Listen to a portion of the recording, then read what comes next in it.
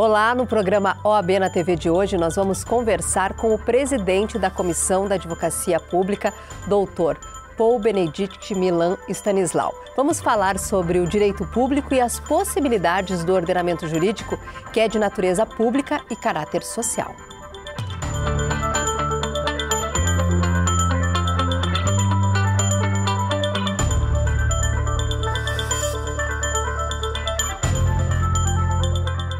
Além de acompanhar o programa na TV Câmara, você pode assistir as entrevistas completas em nossas redes sociais e no canal do YouTube da OAB Itajaí.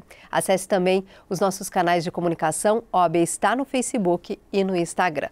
Olá, doutor Paul, obrigada pela sua participação no programa de hoje. Seja bem-vindo. Muito obrigado a vocês também. É um prazer estar aqui conversando a respeito da advocacia pública. Para mim, é uma honra poder representar os advogados públicos aqui no município de Itajaí.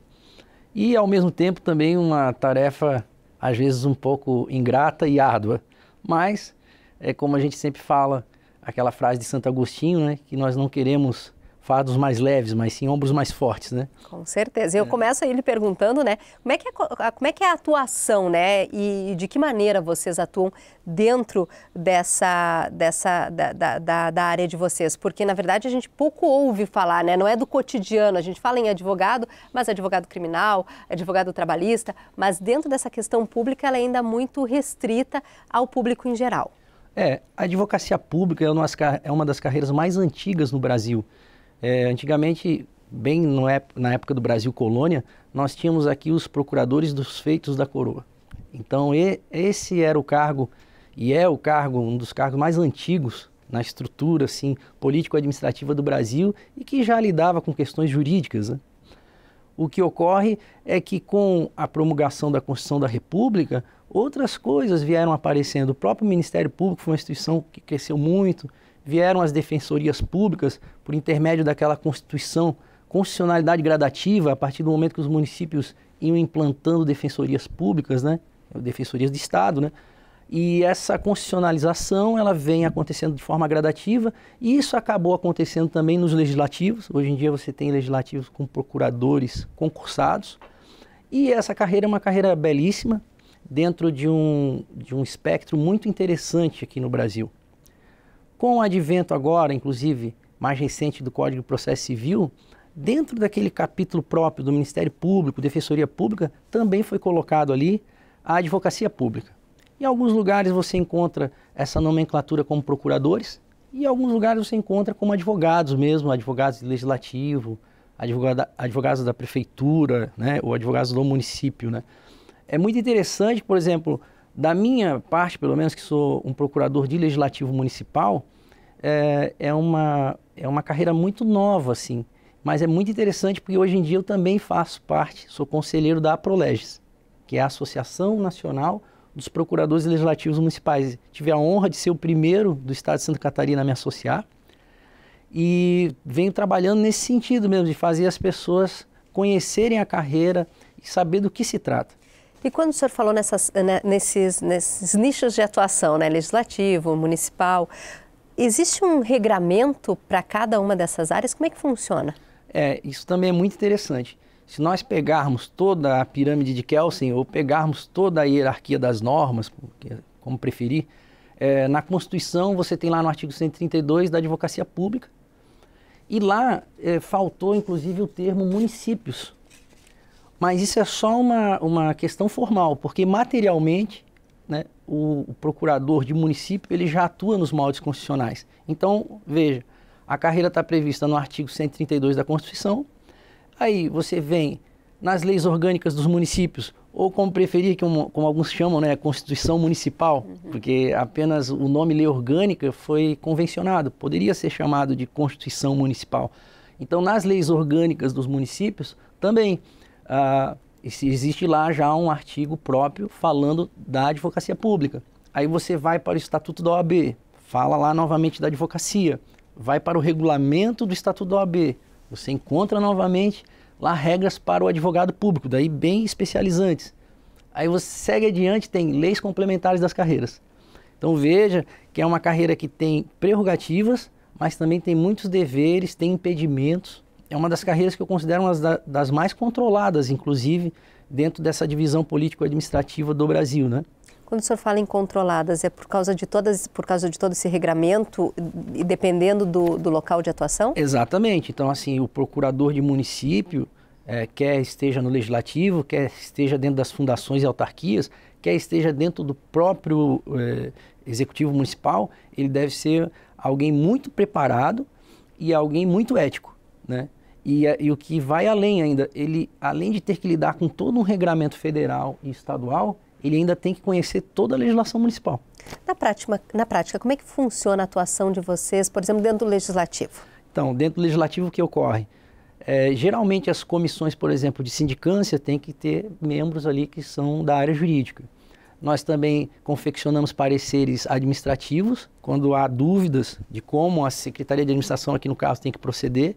Então, isso tem toda uma gama de assuntos de ordem administrativa. Nós também confeccionamos pareceres em licitações, que daí também é uma outra vertente da área administrativa. E também analisamos o processo legislativo constitucional, o que eu considero assim a maior riqueza desse cargo no qual eu atuo aqui, que eu tenho a oportunidade de atuar num legislativo assim muito, como é que eu posso dizer, profícuo assim, porque o que acontece aqui?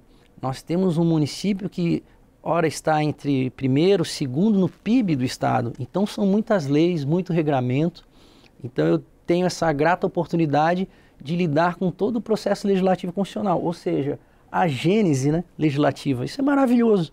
E isso é de cunho constitucional, está lá no artigo 59. Esse mesmo artigo 59 ele é reproduzido na Constituição Estadual, na lei orgânica, que aí fala como essas leis devem ser feitas, né?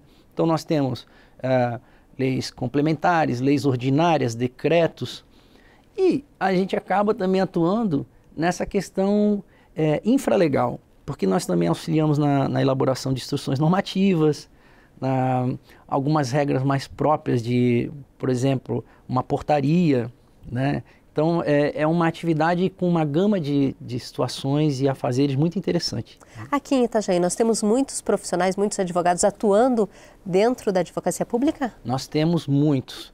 É importante deixar claro que a advocacia pública, em síntese, ela é ocupada por membros de carreira. O que é isso? Que fazem um concurso público e aí ingressam nos seus cargos. Porém, até por uma questão de estrutura administrativa, as chefias dessas procuradorias geralmente são cargos em comissão. Tudo tranquilo, funciona assim. Existe até uma corrente onde que futuramente essas chefias têm que ser também dos quadros efetivos, concursados, né? Mas atualmente a chefia, por exemplo, da Procuradoria-Geral do município de Itajaí, ela é exercida por um cargo em comissão. Tem que ser um advogado, tem que ser uma pessoa experiente, né? E por que eu antecipo com essa fala? Porque nós temos, então, inúmeros advogados públicos no município. Só do âmbito da Procuradoria-Geral do município, ou seja, Poder Executivo, nós temos lá procurador dentro do PROCON, nós temos uma Procuradoria do Executivo Fiscal, ou seja, aquela questão dos tributos e que cobra os tributos e vai atrás dessas questões. Nós temos daí dentro do prédio da prefeitura instalado lá uma Procuradoria Administrativa, uma Procuradoria Judicial, que é aquela que defende o Poder Executivo nas causas onde o município vira réu, né? E também temos lá uma Procuradoria Legislativa, que também tem que se deixar claro que é uma Procuradoria Legislativa para encaminhamento dos projetos de lei de iniciativa do Poder Executivo, que é diferente da nossa Procuradoria Legislativa aqui. Entendeu? Dr. Paul, a gente vai para um breve intervalo, daqui a pouquinho a gente retorna falando um pouquinho mais sobre a atuação. Quero saber também se um advogado que trabalha na esfera pública pode também trabalhar na esfera privada. Esse é um dos assuntos aí do nosso próximo bloco.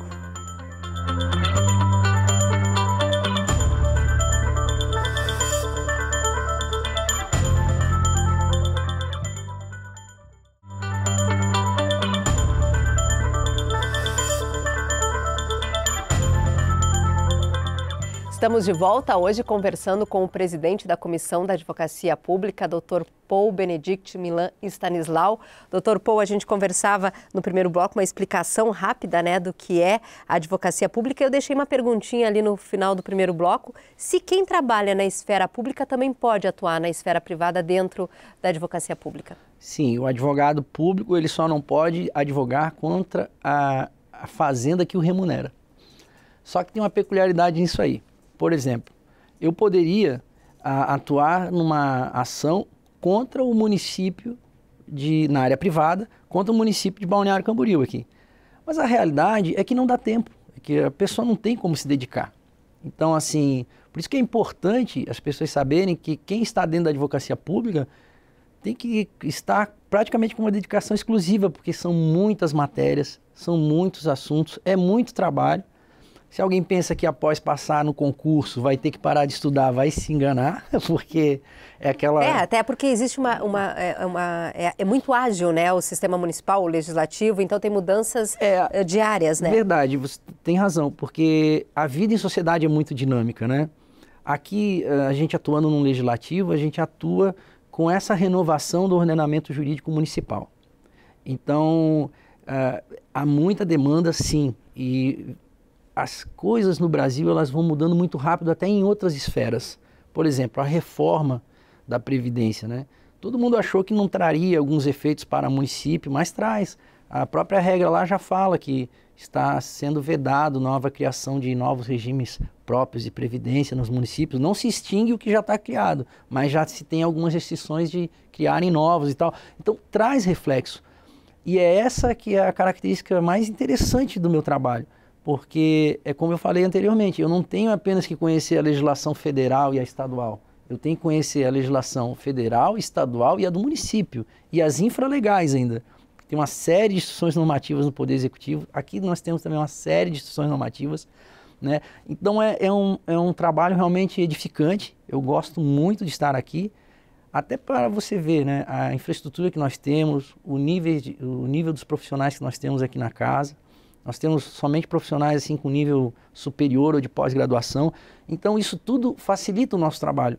É uma satisfação poder estar no legislativo da minha cidade, ter feito concurso aqui e poder trabalhar dessa forma, conhecendo esse espectro, qual seja, de conhecer bem que existe o executivo e o legislativo e que, conforme o artigo 2º da Constituição, são independentes e harmônicos entre si, que tem que haver um debate muito mais rico. Às vezes o cidadão está lá na casa dele, e ele não teve tempo de se aprofundar como funciona todo o Brasil.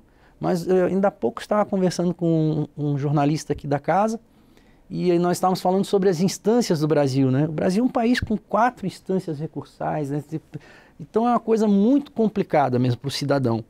E fora ele ter que cuidar da vida dele, né? Aí vem lei e atrás de lei e muda, e daqui a pouco vai vir uma reforma administrativa também no âmbito do Poder Executivo Federal, que vai trazer reflexos para nós, com certeza. Então, é isso que eu digo, é uma gama de assuntos. Mas voltando à sua pergunta, apenas para terminar, não há impedimento de ordem legal para que um advogado público advogue na área privada. Mas, sim, ele não pode advogar contra a fazenda que o remunera. Eu não posso advogar em nenhuma causa contra o município de Itajaí. Para que fique fácil também para a população que está nos assistindo agora, para o telespectador, para que ele entenda, vamos pegar executivo e legislativo. A forma de atuação, né, na sua atividade, ela é igual ou ela é diferente? Ela é diferenciada, é o que eu digo. Então, por exemplo, executivo, prefeitura, legislativo, Câmara de Vereadores. A forma de atuar de cada advogado público, ela difere porque as demandas judiciais, por exemplo, nós somos uma casa que está muito bem estruturada. Nosso departamento de licitação, por exemplo, é um departamento de licitação altamente capacitado e que não gera muitas demandas judiciais. Então, demandas judiciais são mais raras aqui, o que nos permite, inclusive, estudar a fundo quando nós temos algum embate judicial. Agora, do ponto de vista da constitucionalidade das leis, a gente tem muito trabalho. Do ponto de vista das licitações, aqui é uma casa que tem 5.300 metros quadrados, então, manutenção, insumos, equipamentos. Então, demanda parecer jurídico de licitação. As licitações não podem ser encaminhadas ou ter desdobramentos sem um parecer jurídico, né? Então, é muita coisa diferente do que às vezes ocorre em algumas coisas lá no Executivo. Lá no Executivo tem uma demanda judicial muito forte, porque o cidadão que se sente prejudicado, que não tem uma vaga em creche, que caiu num buraco e se feriu, que está se sentindo preterido com questões de tributos, ele vai entrar na justiça, na vara da Fazenda Pública, e vai ter que ter um procurador judicial do município lá para fazer essa defesa. Nós falávamos aí sobre a questão da atuação dos advogados de Itajaí dentro da carreira da advocacia pública. O senhor mencionou que existem muitos advogados, mas o futuro é próspero ainda para a advocacia pública, na sua visão, na sua análise? Sim. Por quê? Porque o Brasil não funciona sem servidores públicos. Essa demonização que quiseram fazer contra os servidores públicos, em vista de reforma de previdência, em vista de padrões vencimentais e tantas outras coisas, isso é apenas um mero discurso político, um discurso vazio, porque o Brasil, como tantos outros países, necessita de serviço público de qualidade. Agora, existem mazelas? Existem. Existem coisas para ser consertadas? Existem. Mas o campo para o concurso público e o campo para se atuar na advocacia pública, ele é bem extenso. Eu fico muito satisfeito, né? Eu tenho 43 anos atualmente, e eu posso falar assim, quando eu vejo uma garotada, eu posso falar isso, quando eu vejo a garotada falando, olha, meu sonho é ser um procurador do município, olha, meu sonho seria atuar como procurador do município da Câmara, porque eu gosto muito dessa gênese legislativa, né? Eu gosto muito de saber como a lei é criada, de olhar a constitucionalidade dessa lei. Isso me dá uma alegria tremenda, né? E eu lido com aproximadamente uns 300 advogados públicos num grupo de WhatsApp, no qual eu sou conselheiro, e todas as coisas do passado que essa Câmara aqui passou, eles estão passando por lá. Dificuldades na carreira. E aí eu falo para eles, olha, eu trabalhei, fui estagiário lá no fórum e trabalhei com o doutor Antônio Carlos Brasil Pinto, que era um promotor de justiça, e ele falou, olha, na época que eu comecei, pô, eles me botavam lá no cantinho para eu digitar numa máquina bem antiga, e a carreira deles foi se reestruturando e foi melhorando, e eu falo para eles, tenham fé, continuem trabalhando firme, porque assim, nem todos os municípios, né, lidam com o PIB que Itajaí, né, lida, né? Eu lido com procuradores lá do interior do Nordeste, procuradores de cidade de interior do Rio Grande do Sul também. Então eles vivem outra realidade. A partir do momento que o município ele tem mais circulação de mercadorias, serviços, ele acaba tendo... o cofre público fica mais... Então isso demanda mais serviço. Então eu tenho que explicar isso tudo a eles, entendeu? Então existem essas situações também, de um procurador que está lá no norte, um procurador que está lá no interior do Rio Grande do Sul, do procurador que está aqui numa cidade litorânea de Santa Catarina, entendeu? Então, assim, é óbvio que aqui a gente tem uma atuação muito maior, né? A gente falava aí, pegamos o gancho, então, da questão de regiões, né, pelo Brasil. É possível o senhor pontuar para a gente os pontos que foram marcantes para a carreira a nível nacional? Sim. Eu penso que a formação da NPM foi um marco maravilhoso para a advocacia pública. Eu só resolvi entrar numa comissão de advocacia pública depois que eu conversei com o presidente Mourão, Carlos Mourão. Eu tive a oportunidade de conhecê-lo pessoalmente. Ele realmente é uma pessoa maravilhosa, muito culto. Ele é procurador do município do estado de São Paulo, mas ele é procurador do município de São Paulo. E ele falou assim, olha, vocês que estão na carreira, vocês têm que fazer parte da advocacia pública da OAB. Vocês têm que ir lá, porque a OAB, ela está aí para reunir os colegas. Então, isso me tocou muito, sabe? Então, em São Paulo existe uma atividade muito mais forte com relação à advocacia pública e defesa de prerrogativas.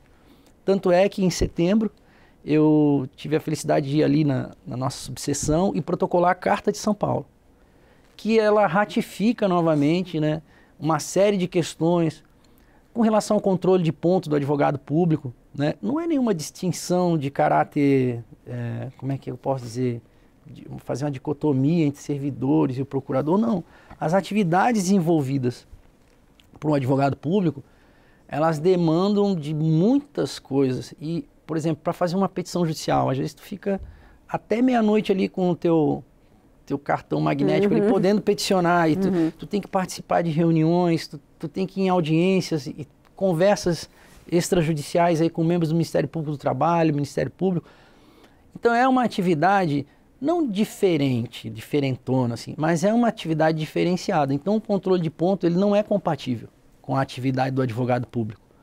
Porque senão até seria algo ruim para a administração pública, porque toda hora ia ter hora extra, toda hora ele ia estar entrando e só ia... Quando é que ele ia poder voltar de algumas coisas quando vai para a capital? Então isso é um ponto que já foi defendido na carta. Outra coisa que a Carta de São Paulo fez também foi falar da infraestrutura. Aqui em Itajaí, no Legislativo de Itajaí, nós temos uma ótima infraestrutura, mas não acontece isso Brasil afora. Então, no mínimo, o advogado público tem que ter um bom computador, tem que ter bons livros. De 2 em 2 anos, esses livros, infelizmente, ficam obsoletos. As pessoas não sabem disso. Mas se você compra um livro jurídico hoje, daqui a 2 anos ele já está ultrapassado. Eu vou ter que te interromper um pouquinho, porque a gente vai para um breve intervalo, mas na sequência a gente continua falando sobre essas conquistas marcantes aí dentro da esfera nacional e também sobre a Carta de São Paulo.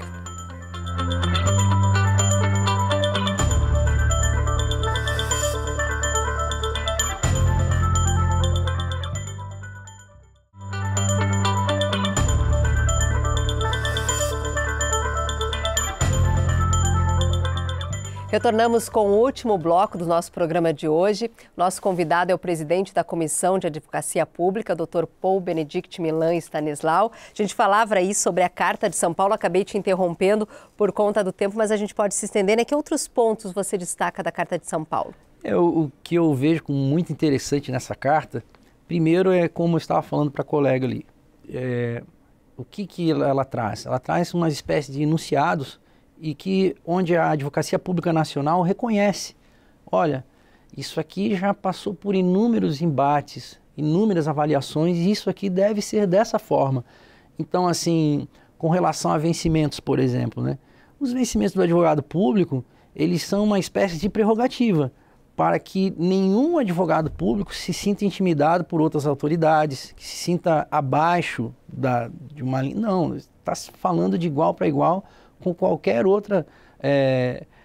outro cargo existente, né, nessa divisão político-administrativa do Brasil. Então, o advogado público ele está em pé de igualdade com outras carreiras, magistratura, Ministério Público, Defensoria Pública. Então, o vencimento hoje em dia ele é visto como prerrogativa, não apenas uma questão mercantilista, uma mera questão fiscal, financeira, não. A carreira está posta, existem uma série de leis que regulam a carreira, e é preciso dar autonomia a esses advogados públicos. Então, isso a carta também traz. A carta fala da infraestrutura que esses advogados públicos têm que ter. A carta também fala a respeito do concurso público. Veja, o cargo é de advogado público. Eles denominam procurador em alguns lugares. É necessário que a OAB participe da fiscalização desse concurso. É necessário até que, às vezes, possa participar da confecção de editais, né, desses editais de concurso, porque é um cargo do organograma da advocacia. Nós não temos como fugir disso. Então, a carta também chama atenção para esse ponto, sabe? Agora a gente fala aí sobre a questão dessa transformação hoje dentro da área jurídica, né? Mas levando em consideração a atuação do direito público, né? Como é que o senhor analisa ela? Ela é uma atuação importantíssima, porque um advogado público que está dando segurança jurídica para um gestor é algo muito valoroso, da mesma forma como a gente tem que ter também um bom contador, tem que ter um bom administrador. E veja, por exemplo, aqui na Câmara nós temos atividades típicas e atípicas. Nós temos um balcão da cidadania, diga-se, né, um maravilhoso balcão da cidadania, que faz uma função atípica. Porque a atividade finalística de um legislativo é legislar, fiscalizar o executivo, opinar alguma coisa para o gestor municipal, lá, o prefeito, do que pode ser melhorado. Mas nós temos aqui sim um balcão da cidadania que presta informações, que ajuda a população mais carente a fazer um bom currículo para entrar no mercado de trabalho. Essas funções atípicas, elas são valorosas e não há ilegalidade nisso. Nós temos da mesma forma a função atípica do próprio vereador, quando ele está julgando dentro de uma CPI, ele está dentro de uma função atípica. Então o que eu quero dizer com isso?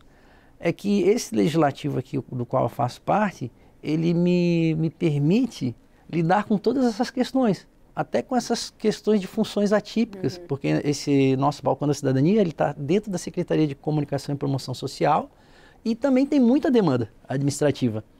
E volta e meia nós temos que... E acaba prestando um serviço à comunidade, né? Inclusive, quando existem ações até fora, né, de atendimento à população, vocês conseguem estar levando o balcão para prestar esse serviço em loco, né?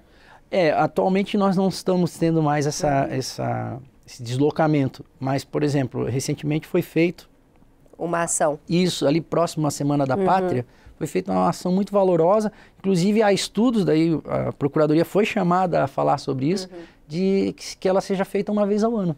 Para levar para a população que não tem condições de repente vir até o local. Ou para fazer um mutirão, por exemplo, numa véspera de feriado ou num feriado, entendeu? Para que as pessoas possam deslocar e vir aqui e já ser atendida por uma série de parceiros daí que vêm até aqui, entendeu? Também estamos agora em estudos para avaliar a possibilidade de fazer uma orientação profissional, porque tem muita gente que chega aqui na casa e quer fazer um currículo e não consegue fazer um currículo com mais dados, né? Então, assim, ele não tem muito histórico, né, profissional. Então, a gente está bolando uma forma, junto com a Secretaria de Desenvolvimento Econômico, o FEAP, o SENAI, o SENAC, de fazer algo nesse sentido, de dar uma primeira orientação profissional para esses cidadãos que chegam até o Legislativo para pedir um apoio, né?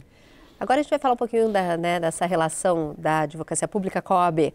Né, o senhor, acredito eu que sim, né, seja favorável à atuação dos advogados dentro de comissões da Ordem dos Advogados do Brasil, né? Mas e a criação de uma comissão específica? Em que sentido você diz? Para que eles criem uma comissão própria, né, para a advocacia pública. Se a que a gente tem, ela é própria, própria da advocacia pública.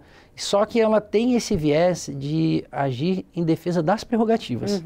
A partir do momento que alguém fere uma prerrogativa dessa, a nossa comissão se insurge e aí ela faz ofícios e fala, olha, isso aqui tem que ser respeitado, né, por uma questão de lealdade até... lealdade processual, lealdade administrativa, né? O profissional tem que ser respeitado. Acaba sendo um apoio para as outras comissões. Isso. Também. E existe, o senhor até mencionou, acho que foi no primeiro bloco, que o senhor faz parte de uma associação, né? Sim. Existem outras associações que acabam dando apoio aos advogados da advocacia pública? Como eu lhe falei há pouco, a NPM, ela é dos procuradores de município, do executivo, das prefeituras. E a Proleges, a qual eu sou conselheiro, ela é dos procuradores legislativos municipais. Então, ela foi criada há cerca de 2 anos e meio. E para mim foi muito bom, porque eu estava meio... Nossa, eu queria me associar né, também nacionalmente, né? E foi uma grata surpresa quando eu descobri, eu estava pleiteando uma vaga na Associação dos Procuradores de Assembleia Legislativa. Eles estavam em estudo para abrir para procuradores legislativos no Brasil inteiro, daí essa associação ia ter procuradores de Assembleia e procuradores de câmaras.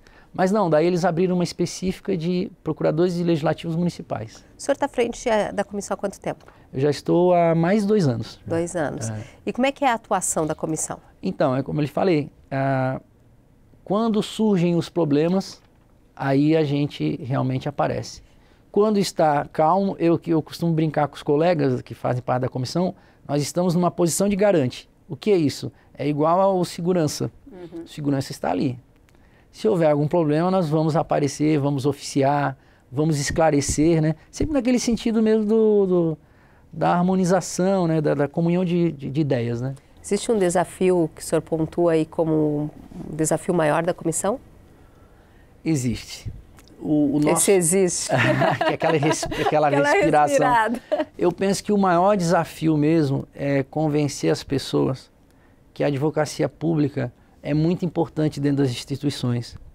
Porque, veja, um prefeito sem uma orientação jurídica de qualidade, ele pode ser levado a cometer crimes de irresponsabilidade, improbidades administrativas. Só que isso não fica só no âmbito da prefeitura. Isso fica dentro do âmbito de uma Câmara de Vereadores, onde a mesa diretora ela é orientada por um procurador legislativo. Fica também no âmbito das autarquias, onde os superintendentes das autarquias e outros órgãos do tipo, fundações, eles devem ser orientados por esse advogado público.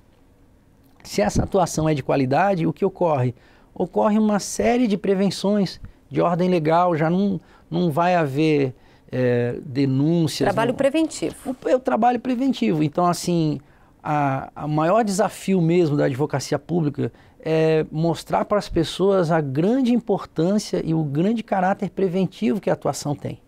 Doutor Paul, já fica aqui o convite, né, para um próximo encontro, porque dentro da advocacia pública a gente tem muitos temas para falar. Deixamos aí de lado os projetos que foram realizados em 2019, o que pode ser melhorado para 2020. A gente já vai pedir para a Luana já reservar um espaço para que o senhor retorne numa outra oportunidade. Felizmente o nosso tempo acabou, mas fica o convite. Tá certo, eu só tenho a agradecer a vocês. Quero registrar um abraço especial ao nosso presidente, doutor Renato, né, uma pessoa atuante, e dizer para vocês que podem confiar numa advocacia pública que tenha a capacidade técnica para resolver problemas, não para arrumar problemas, né? Tá certo. Obrigada pela oportunidade. Até a próxima. Então fica reservado um espaço aí para que a gente possa conversar em um outro momento. Você que acompanha o programa OAB na TV, não esqueça, todas as terças-feiras, às 10h30 da noite, aqui na TV Câmara, e o reprise às quintas-feiras também, às 10h30 da noite.